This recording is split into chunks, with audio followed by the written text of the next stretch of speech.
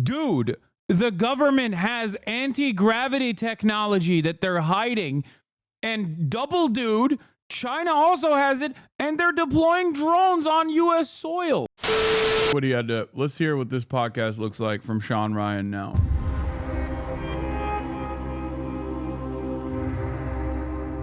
Sam Shoemate, welcome to the show, man. Appreciate it. Thank you. I'm nervous about this one. Yeah, me too. I'm really nervous about this one.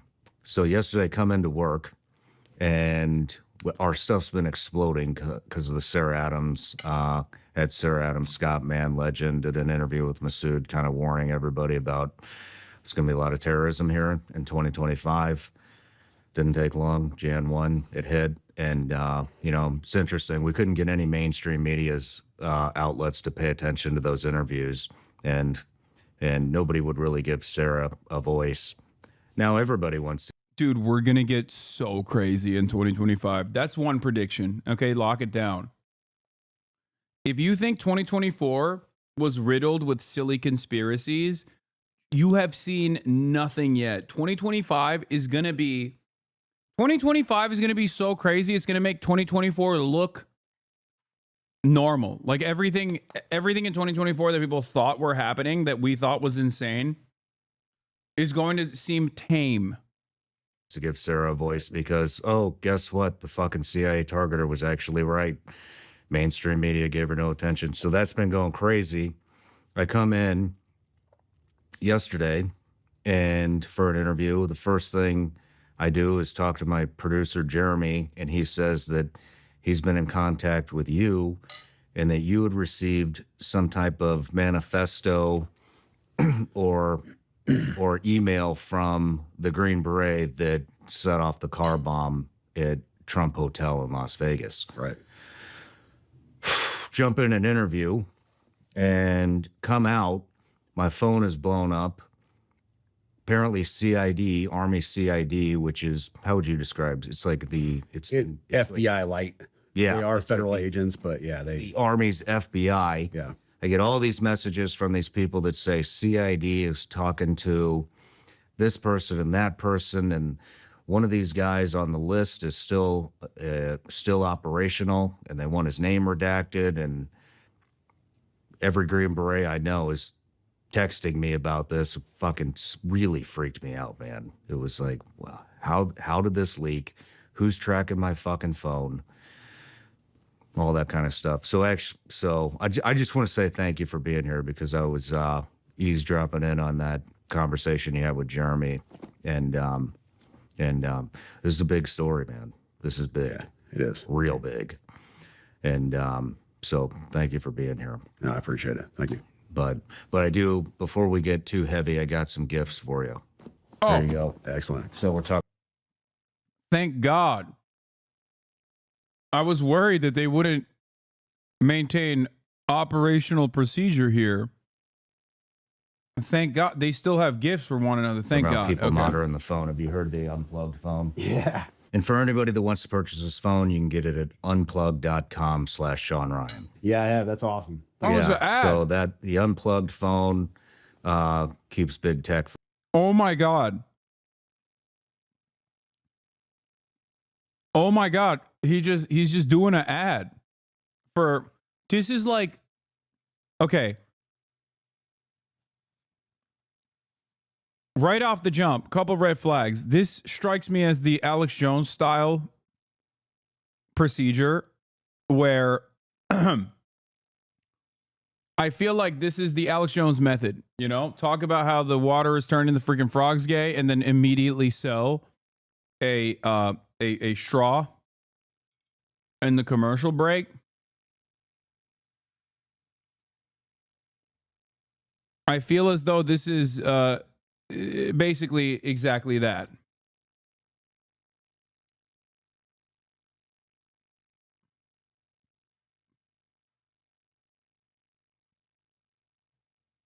He's doing that with more credibility than Alex Jones, though. For monitoring your texts and your calls, there's a secure messaging app in there. There's a secure email. So get that thing wired up. And absolutely, let's talk on that from now on. So, okay. And then everybody gets a bag of these. Been waiting for this. Nice. This is awesome. Thank you. You're welcome. You're welcome. Very cool. But all right, let's dive into it. This is going to be kind of tough. I didn't have, like I said, I was interviewing yesterday, so we're kind of winging it here. Yeah. But, so before we jump in, I just want to say a couple things about today, and we're not necessarily validating what came in on that email. There's some pretty alarming stuff that came out in the email about the drones that we're seeing on the East Coast and some capabilities that China has, some capabilities that we have, some activity that went on in Afghanistan in 2019, which actually we do have news reports that is valid. A lot of this stuff actually really lines up, but we can't give it 100% credibility. Right. I think you would agree with that as an intelligence analyst. 100%. And then additionally, there are a few names, two, I believe, that we are redacting from this because they are still operational. And as much as I would love to release those names, we're not gonna do it so that those guys can remain undercover and not burn their entire operation of what they're into right now. And there was one more. The audience of this podcast is Tom Clancy novel readers. Okay. More thing. I want to give a little background on you. Retired from the Army in 2023 as a CW2 intelligence officer and understand the information war. In 2020, you were still on active duty. You started a social media account where you intended to share memes and GIFs. Despite your intentions, the account grew into what it is today. You've developed, what is the account's name? It's an Instagram account, goes by Terminal CWO. Terminal CWO. You've developed a robust network of service members across the Department of Defense who trust you with their reports of unethical and, in some cases, illegal behavior from their leaders. You expose the unethical and illegal behavior while protecting whistleblowers in order to hold military leaders accountable, which is why you received the email from the Green Beret. And because of your background, you come across wild information all the time. You're here today because of an email you received from Matthew Livelsberger a couple of days before the Cybertruck bombing at Trump International Hotel in Las Vegas. You'll also be able to discuss what you know about the terrorists who conducted the New Orleans attack. Did I miss anything? No, that sums it up. Yeah. Perfect. I'll give a background on why that's significant so your viewers understand how this came into my inbox. Perfect. One other thing that I just wanted to say to the audience is, even though we are redacting these names from the episode, I believe you passed that email on to the FBI. Yes. We're also going to pass it on to our contacts at the FBI. It's very obvious that people know it. Like I said, the CID has been telling everybody. In fact, we talked to Jeremy, who's sitting over there, my producer, me, him, and my attorney, Tim Parlatore. We're up till about 10:30 last night talking to the... 10:30 is not even that late. What?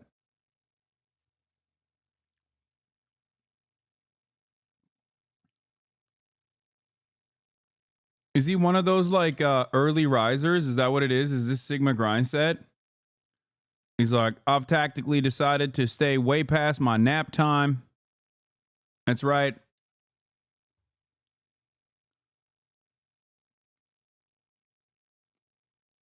We decided that it was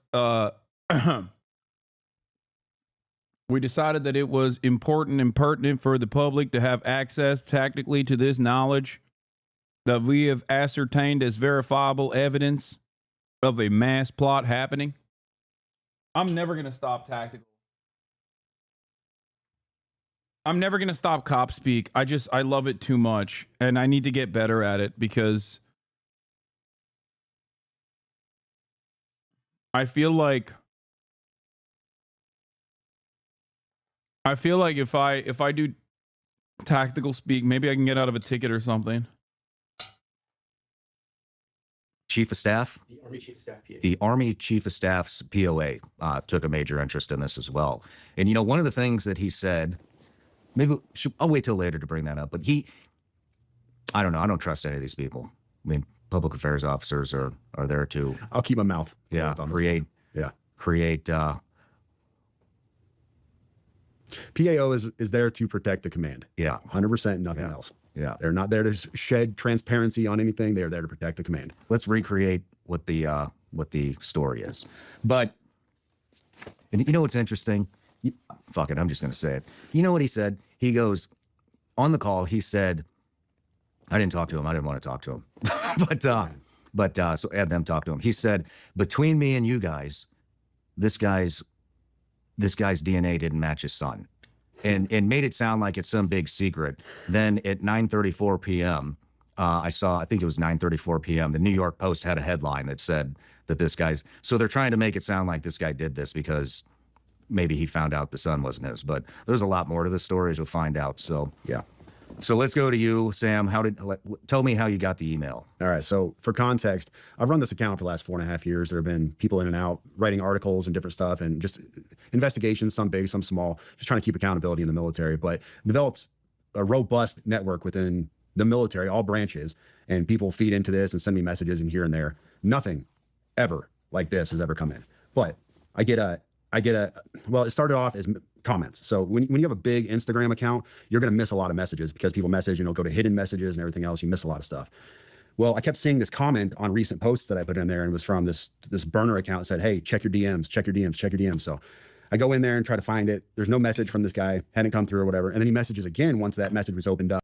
Are you telling me an operator who spent most of his time overseas had a wife who had sex with another man? Oh my God. What a random and unique tale. What? That's crazy.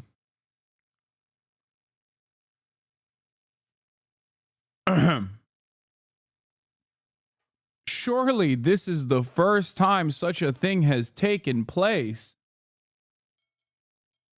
And I said, hey, your previous messages haven't come through. What do you want to tell me? And he said, what I'm going to send you, now these are literally his words, what I'm going to send you is going to change the course of humanity.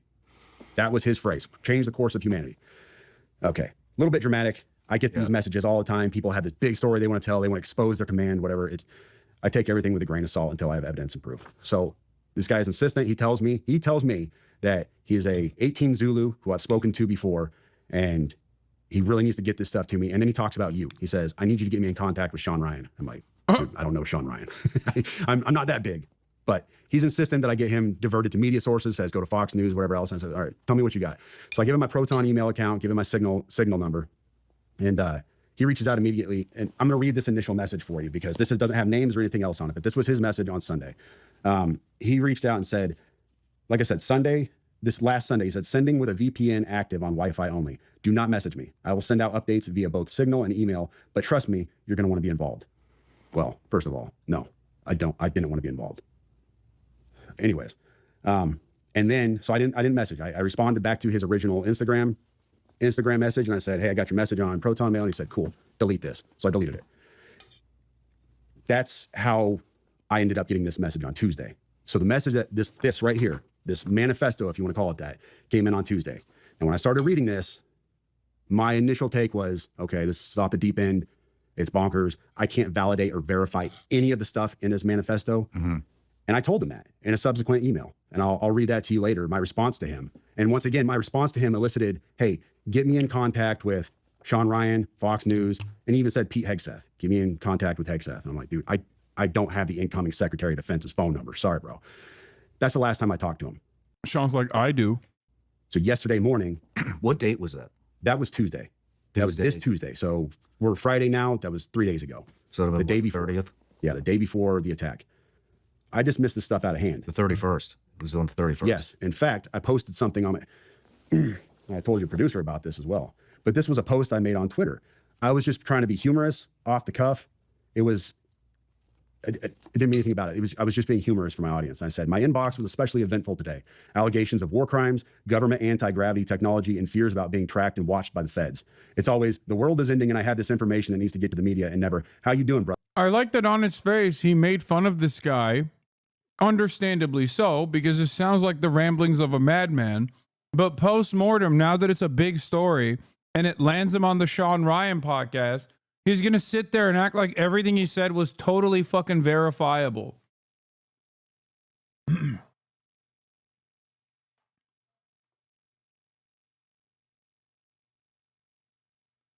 That's crazy. Like when he first got the message, he was like, okay, dude, chill. For understandable reasons. Like that is the normal first reaction to a guy who's like only us in China have access to like alien style anti-gravity technology, and it's the Chinese that are launching drones on the East Coast. And once the guy turns around and says, no, I am that fucking dude, I am that crazy, and he blows himself up, only after he's like, oh, never mind, I think this is real. Brother, everything all right? I was just playing off of a meme. It was just supposed to be a joke. That was the body of his email that he sent me. And I didn't think anything about it. I didn't know who Matt Berg was, Matt Livelsberger, or anything else. He told me who he was in the email. He pointed me to his LinkedIn account. I didn't know any of this stuff. And I was just kind of being humorous with my audience. Like, I get these crazy messages sometime. And then the day after that message, I wake up and my buddy was like, hey, Sam, nobody in the community seems to know this guy. Do you happen to know who he is? And I played that for you before we came up here. Just absolute shock. That's how I woke up yesterday. Do you want to play it now? Yeah. Excuse my language. I was definitely in shock. Let me find this chat. So, You know, while you're digging through that, you know what we should do? I should get that Instagram account from you to see if they messaged any of our Instagram accounts. And we should also get that email address. I deleted it. You deleted it? He told me to delete it and I deleted it. Okay. Yeah. We should also get that email address and see if they sent it into the sent it in through the website and see if he tried to contact us. Get that to the FBI. So I'm in a Hopefully military. they actually do something. Yeah, I'm in a military group chat. Buddy Green Beret, Corey, he says, at Sam. Nope, nobody I've asked in the community knows him. You is at 8:46 a.m. yesterday. So I woke up and I said, OF, I'm shaking. This guy emailed me 2 days ago. I'm not playing. And then he said, damn. And then this was my response to him at 8:48. Like, just woke up. Dude, I'm fucking shaking, bro. Wait, was that Mike Malak? What the fuck? Cybertruck attacker note release? Dog, we are literally watching what people are alleging is the note.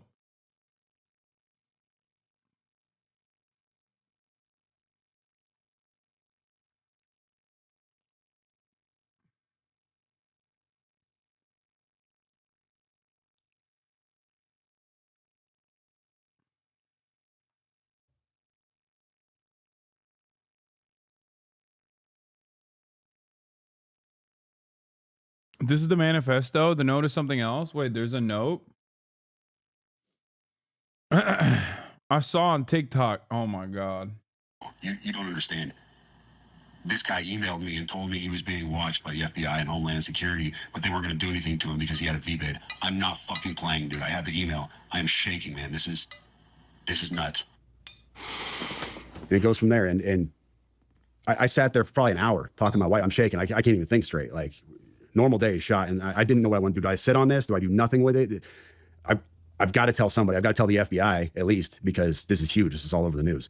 And then I was like, well, dude, this guy wanted to get in contact with Sean Ryan. So let me get this to Sean Ryan, see if I can get with him. And That is amazing. He's like, yeah, I'm shaking, thinking, who do I get in contact with? And I think to myself, got to give this to the FBI. But then I'm like, no, fuck the FBI. Sean Ryan is the guy.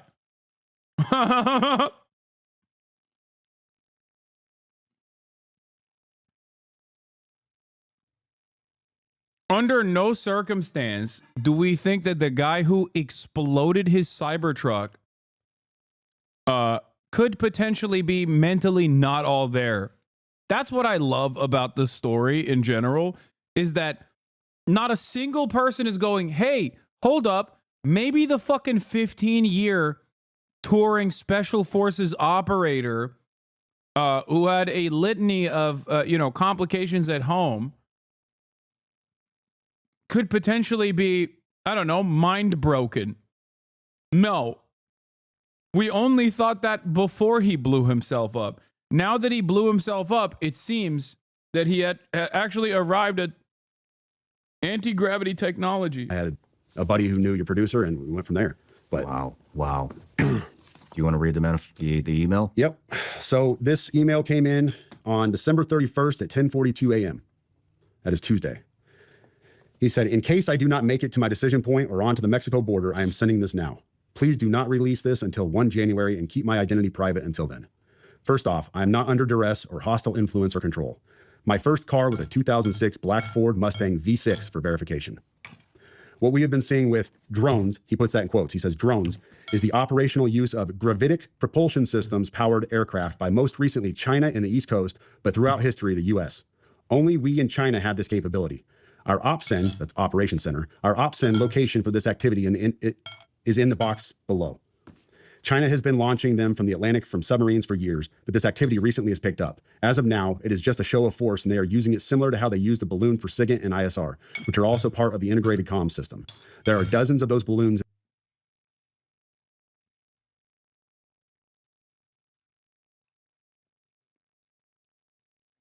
Chinese weather balloon veers off course due to limited capabilities of navigation. And this guy is literally saying that the balloon was actually a show of force by China.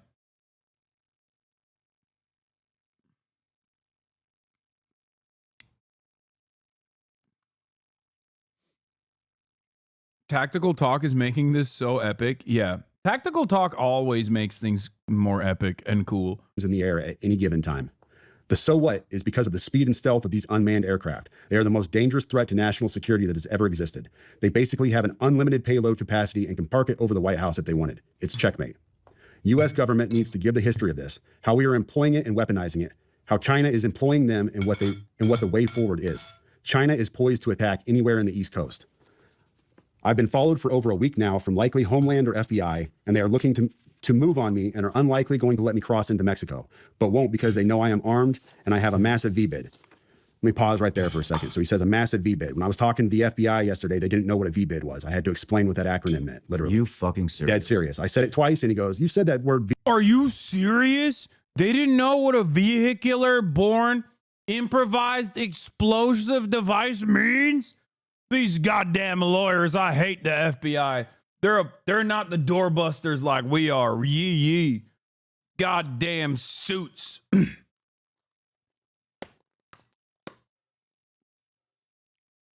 must be the DEI in the FBI that caused them to not know what a VBED is.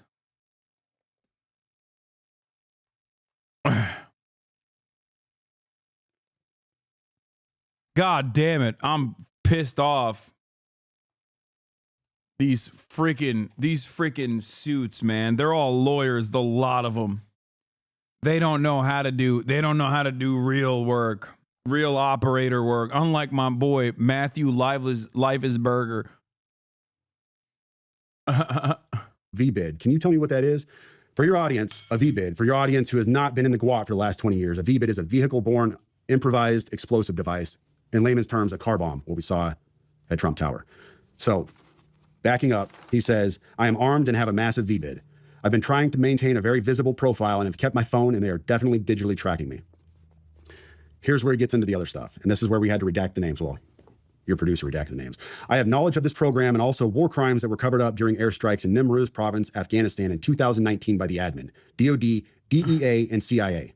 I conducted targeting for these strikes of over 125 buildings. 65 were struck because of civcas, that's civilian casualties, that killed hundreds of civilians in a single day. U.S. FORA continued strikes after spotting civilians on initial ISR. It was supposed to take 6 minutes and scramble all aircraft and CENTCOM. The UN basically called these war crimes, but the administration made them disappear. I was part of that cover-up with U.S. FORA, an agent, redacted, of the DEA. So I don't know if my abduction attempt is related to either. I worked with, redacted, IO staff on this as well as the response to Bala Murghab. Redacted commander at the time, redacted, can validate this. You need to elevate this to the media so we avoid a world war because this is a mutually assured destruction situation.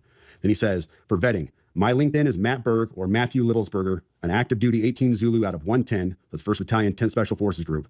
My profile is public. I have an active TSSCI with UAP, USAP access. What is USAP? Do you know what that is? I don't know what that is. But I checked his credentials on LinkedIn. So that was the first thing I did. I went to his LinkedIn page. First thing I noticed was all of his bona fides were in place. He has all the UAS training from USASOC and everything else. And so I said, okay, at least the guy knows what he's talking about with drones. That was a very rough dig into the guy. But my issue was I couldn't validate or verify any of this information. And I told him that. And how I responded to him was in a subsequent email. I said, this is obviously a very big deal, but I don't have anything to verify this information with. Talking about gravitic propulsion systems without evidence just makes me another UFO talking head. Like, I'm not going to go on my social media page and start talking about UFOs and anti-gravity systems and everything. I don't know what you're talking about. I can't. And he said, can I get on Fox News Contact on Signal as well as Sean's show? Hegseth would be good too. That was his last message to me. Wow. Yeah. You know, the thing is, what is a gravitic propulsion system? To be honest with you, it is a fancy term you're going to find in science fiction. You won't find it in any, as far as I know, you won't find this in any kind of official manual or, you know, scientific research. This is all science fiction. So, but what struck me is his use, what strikes me now, not then, but what strikes me now is his use of a very specific term that nobody else call it. If you asked me, I would say an anti-gravity propulsion system. That's how I would describe it, because I don't know this stuff. He said gravitic propulsion system. We looked that up last night too, and all we could find was same thing, science fiction type stuff. But, you know, there are some things that line up. One is, like I'd mentioned, well, let's talk about the guy's story. Obviously, he had a VBID. Obviously, he was in the military and served. And the thing that he was talking about in 2019, we pulled a report. This is from October 9th, 2019. UN report find alleged drug facilities were not lawful target airstrikes caused significant civilian casualties.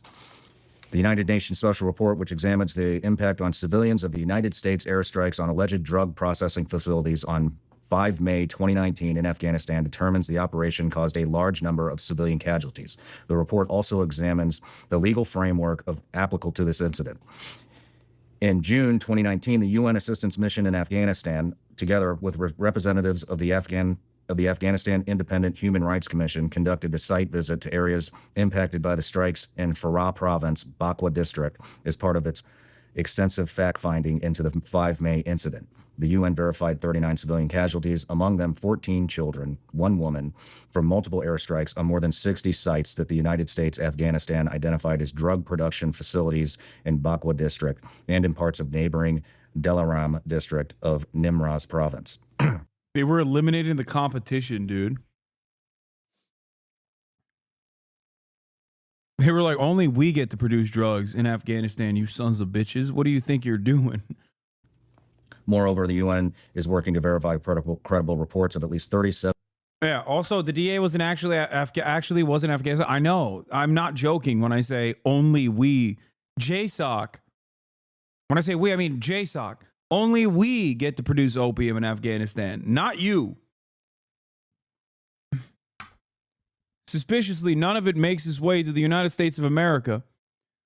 We have our own version of the fentanyl crisis, obviously, which is really damaging. And weirdly enough, none of the opiates grown in Afghanistan before the Taliban takeover, okay, because from what I understand, they stopped the opium production, and it went down dramatically. But none of that made its way into the United States of America and only made its way into Europe. All the opium that came into the European marketplace, all the heroin that came into the European marketplace was actually Afghan-produced opium.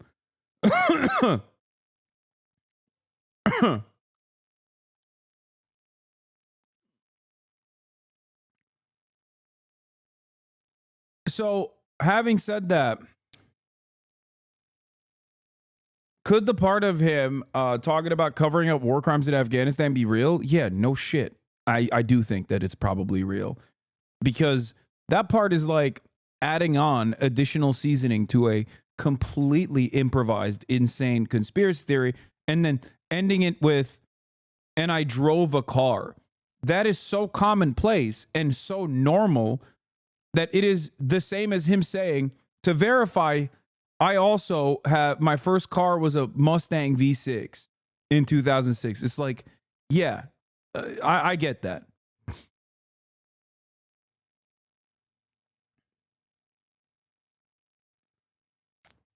It's the sandwich technique. Place 2 different correct things and then, you know, slam the middle of the sandwich with insane nonsense.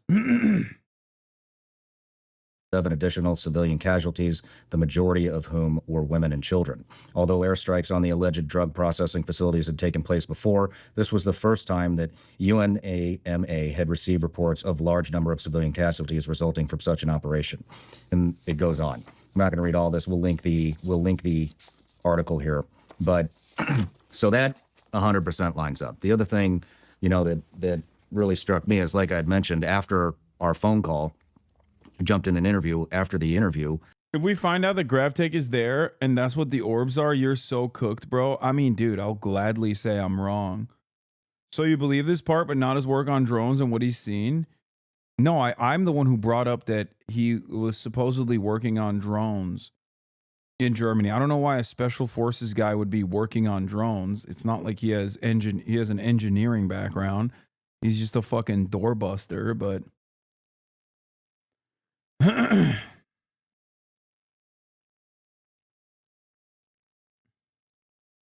checked my phone, and I had several Green Berets, former Green Berets, one still active. Actually, I'm just going to say it was Tim Kennedy. this guy, wait, he just keeps revealing. He's like, I'm not going to say it. Fuck it. I'm going to say it. Tim Kennedy. Sent me a message late last night about 9 p.m. and said, hey, I should have brought my phone up here, but hey, basically that use of... Didn't Tim Kennedy just recently get outed for just like also being a fabulist? It's so funny because like virtually all these guys that write books about like their exploits almost always come out to be lying.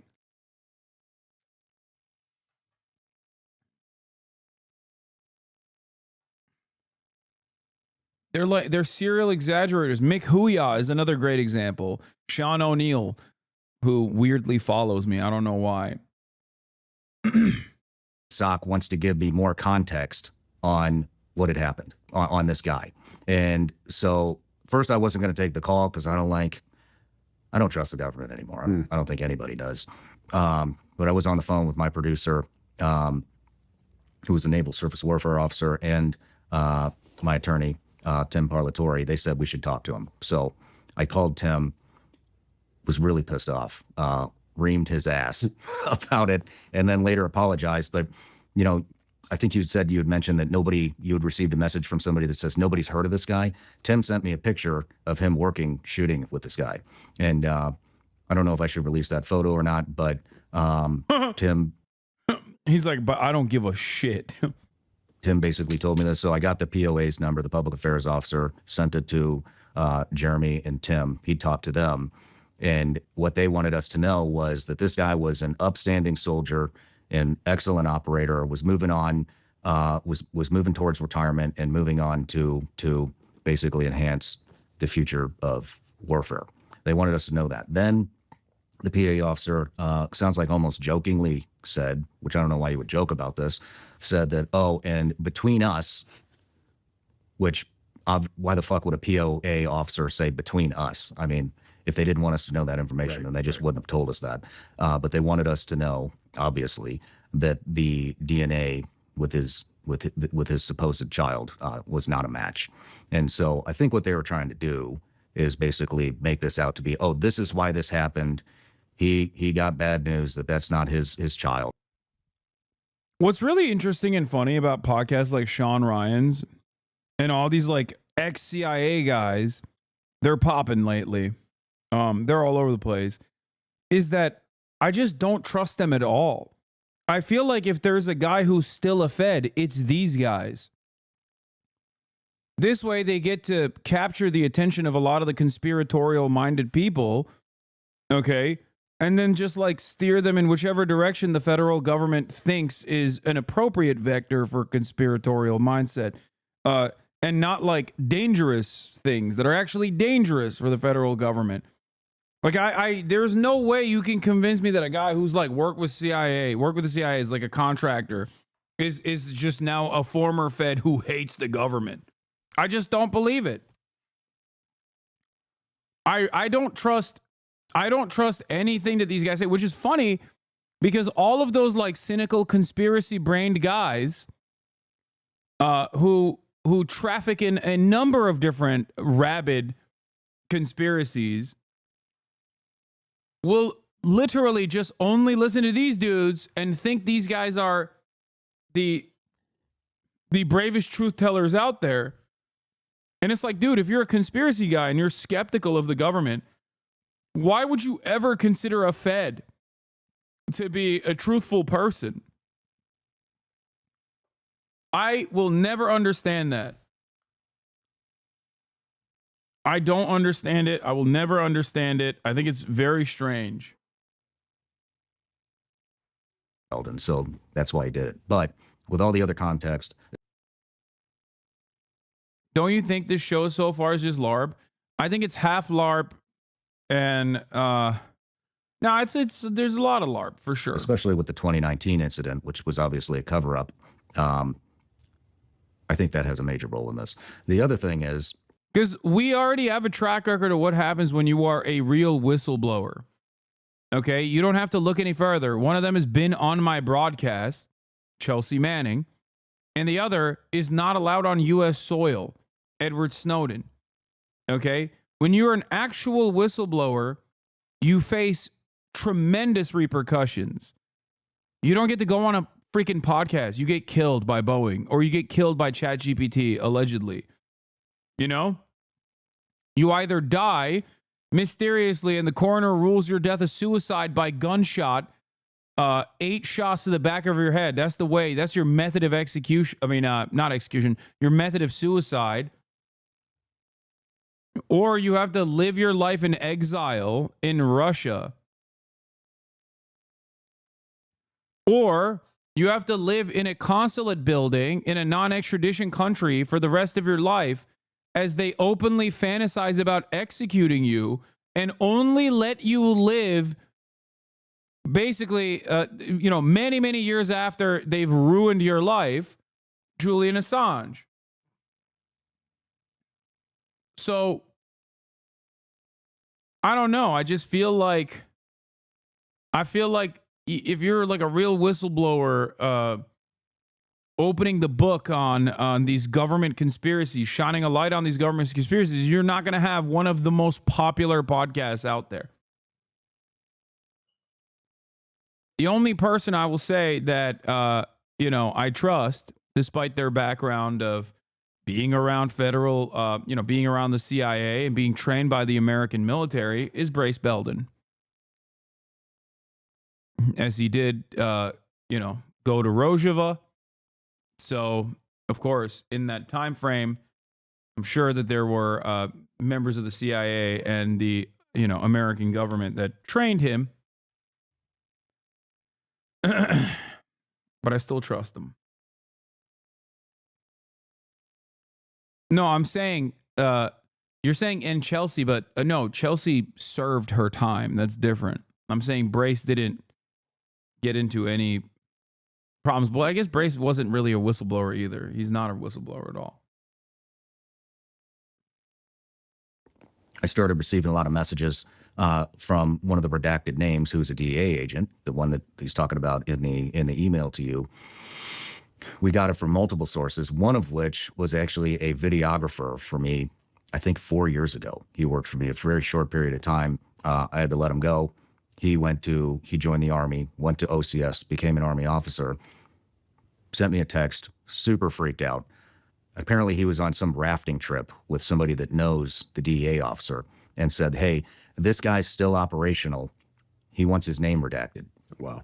Not the only one. Then I received a message from another very close friend of mine who's been on the show several times saying that he got word that this guy was still operational. And so that's why we decided to redact his name. I was getting upset because I didn't receive any communication up to that point. Well, then I checked my LinkedIn. I said, let me see if this guy actually messaged me. Sure as shit, that DEA agent did message me, said that he wanted to talk to me before tomorrow's interview. It was really important. Wow. We tried to contact him, not from my phone. I'm not calling any of these people, but from somebody else's phone. He didn't pick up. And we weren't going to send any text thread to show any communication between us any more than the LinkedIn message. And I didn't hit him on LinkedIn. So that also 100% checks out. Now, the weird thing is anonymous as this guy wants to remain, if I remember correctly, he posted something about the Green Beret that set the bomb off. Oh, yeah, wow. that was his latest post. Well, Jeremy, what was it? What did the post? And it was just a report of the story. It was just a report of the story. So very interesting how all this stuff is lining up. What do you think? I told the guys downstairs, I I jokingly said this to my wife the day that I got that email, because I read the email to her.